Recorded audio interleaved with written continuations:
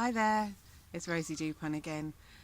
For the Wednesday blog post, I thought I would look at some exercises for you to do while you're sitting, which we tend to do quite a lot of, don't we? So the first thing we need to look at is the alignment of your pelvis. Once you understand how your pelvis needs to be aligned, you'll understand how to align that whilst you're sitting. So you need to find, you've got two prominent bony bits of your pelvis, which are called your ASIS, and they need to stack over the top of your pubic bone here.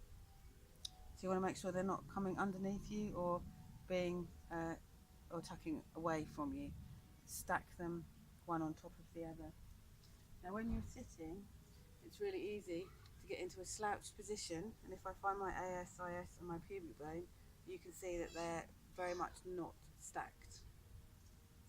So it's quite easy. If I said to you now, get your pelvis in alignment, it'd be quite easy to use my back to force the alignment to happen, so it's happening, but it's putting a lot of stress here, and I'm using all my muscles here to hold my pelvis into alignment, which is not what you want to do. So the trick here is to get a towel or a blanket and just pop that underneath the back of your pelvis, and you can see that automatically, without me having to force it, brings your pelvis into alignment. I hope you can hear me above my neighbours shouting. So once you're in a sitting position, and you're in an aligned sitting position, then there are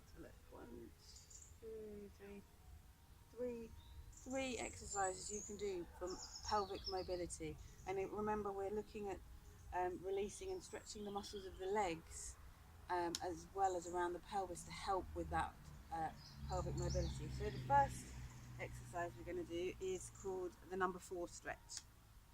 So you're simply going to take the ankle, not the foot. You don't want to put stress on your ankle joint, but your ankle, and lay it over your other leg. I remember we talked about having your feet pointing forwards, so try your best to have the foot on the ground pointing forwards, and this leg, you don't want to have it coming in or going out. It needs to be in a nice straight line away from you. And then you're just going to allow your knee to drop down, so don't force it. It's not about forcing, it's just about allowing that to release and relax, so that it can just stretch downwards. And you make sure you do that on both sides. And again, you can note which side's a little bit easier to do, which side you're holding more tension. Try and keep your pelvis pointing forwards. It can be quite easy to sort of kind of twist to allow that stretch to happen. So keep your pelvis aligned forwards with your knee and your shoulders. Your body does compensate for tightnesses, so it can be quite easy to think, oh yeah, I'm getting that stretch, and then realise that your whole body is pointing towards that stretch. So that's the number 4 stretch. The next one is the top of the foot stretch. Now your feet can get really cramped up, especially if you're wearing shoes that slip on and off. Your toes will grip to hold those shoes on, and tightness in the top of your foot also relates to tightness in your pelvic floor. So if you find that you're very tight with this stretch, then Kegels or any kind of pelvic floor tightening exercises are not for you.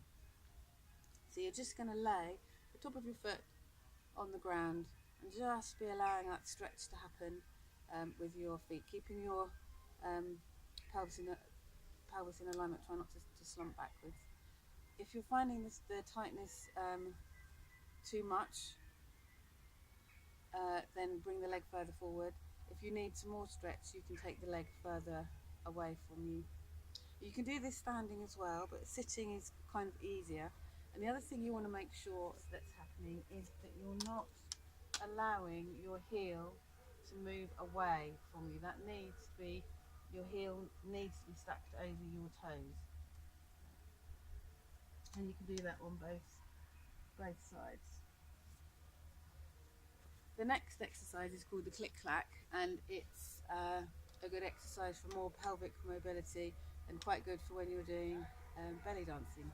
And all you're going to do is just rock forwards and back, so effectively tucking and untucking and tucking and untucking, and it just starts to get mobility here in the pelvis, and just getting it to move separately from your back. So you're not using your back to move your pelvis, but just your pelvis itself.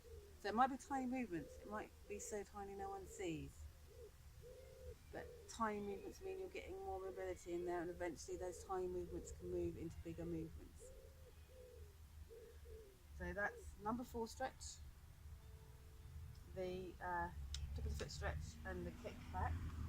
Now the next one is the double calf stretch. So this you'll need what you were using for your half dome last time. Place it next to your chair, and this time you're going to put both feet on there, and you're going to, now making sure that you hinge from your hips and that your tail is coming up towards the sky. What you don't want to do is bend from your back. Can you see the difference? From hinging from the hips and keeping my back nice and flat to rounding my back. Now what you might find is if you're particularly tight, you can just put a bolster with some cushions so that you're coming up, or if you've got a chair with a back, you might find that you're further up to get the stretch. The stretch is coming down here, further up. And then, so you might find that it's just a tiny bit. You're still bringing your pelvis, your tail up to get the stretch, but you're not going as far down as this, which might be a little bit more difficult for you. So just practice and have a play and see what's easier for you. And the final stretch is the standing inner thigh stretch. So this is to stretch these ones. So you'd come onto the, see where the best position, I think you're going to have to see me from behind. So you're going to bring your legs out in a wide stance, and you're just going to rock from side to side to get that stretch here.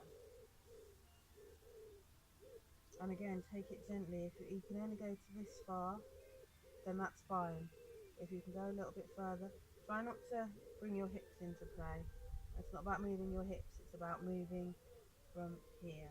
So your pelvis moves with your legs.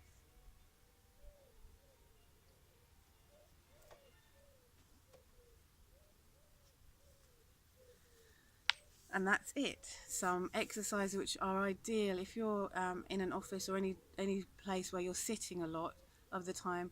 Bringing those exercises in during your day, you know, put an alarm on your computer or your phone, and every, say, half an hour, get up and do a couple of those exercises. Or you can particularly do like the number 4 stretch and the top of the foot stretch whilst you're on the phone or doing some typing.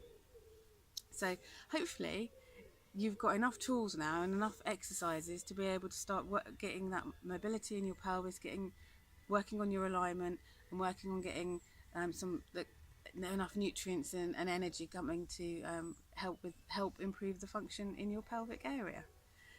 So thank you very much for watching. I've really enjoyed helping you this week, and I will be doing a poll on Friday. All right, take care. Bye bye.